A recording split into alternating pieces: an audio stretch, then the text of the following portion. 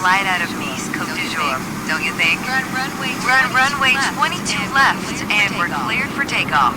Taking off in an A320 obviously requires more speed and a longer runway than a single-engine prop plane.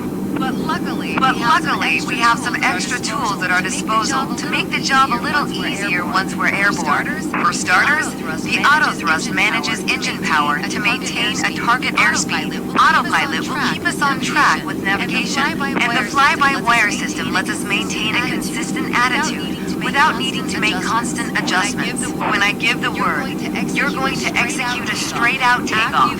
After you complete the initial climb, I'll take the controls. But first, check the MCDU for our reference speeds. I already typed in today's numbers.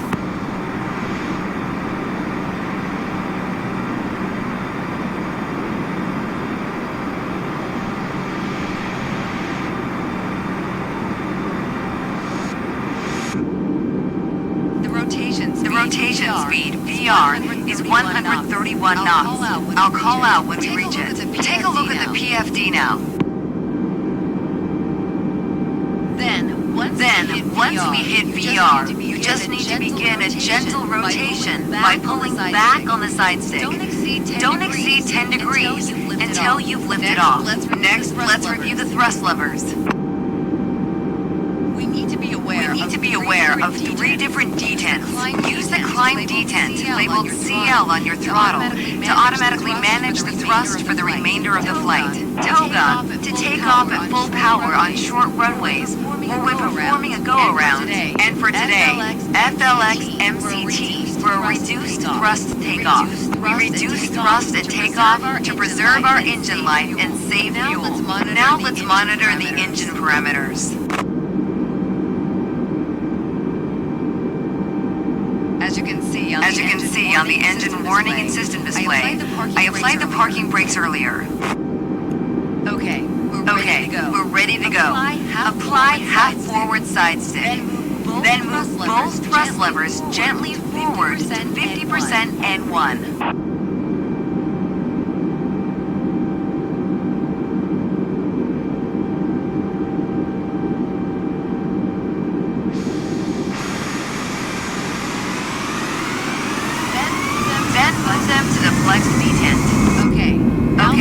Now the auto thrust is armed. Use the rudder to keep us on the center line. 80.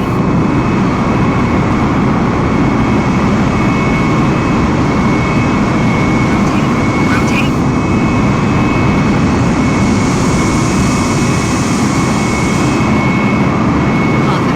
Positive climb. Gear up.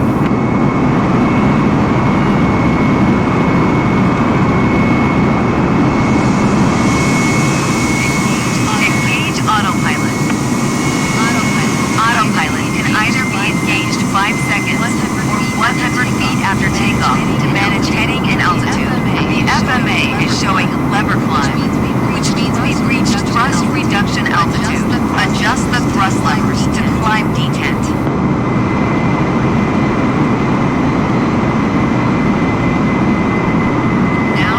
Now we're in the climb detent. Auto thrust is active and will manage airspeed by adjusting the power. At S speed, retract flaps to 0. Disarm ground spoilers.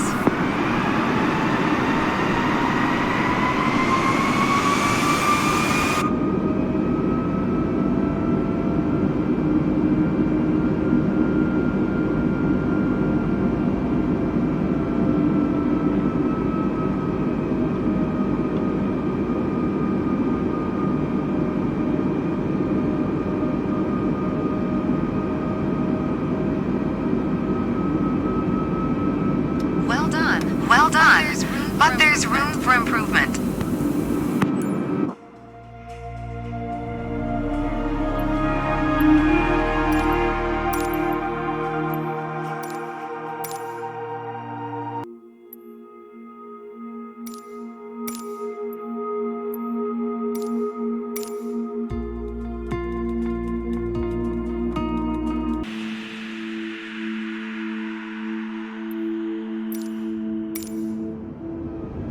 on course for a visual landing approach into Nice Côte d'Azur. Auto thrust is going to handle power management. So our main objective is to control the pitch to stay on the glide slope. The beauty of fly-by-wire means you only need to use the stick when you want to make attitude adjustments. Alright, As long as auto thrust is on, the speed will be automatically managed. Throttles should stay in the climb detent. Just focus on the trajectory. Remember, fly-by-wire doesn't need a lot of corrective input. Just keep making small adjustments to pitch and roll as necessary. See the screw on the dash above the PFD? Use that as a guideline to keep us centered on the runway. For visual approach, we have the track FPA mode activated. This will display the green velocity vector on your attitude indicator. Place it 3 degrees below the horizon to follow a 3-degree glide slope.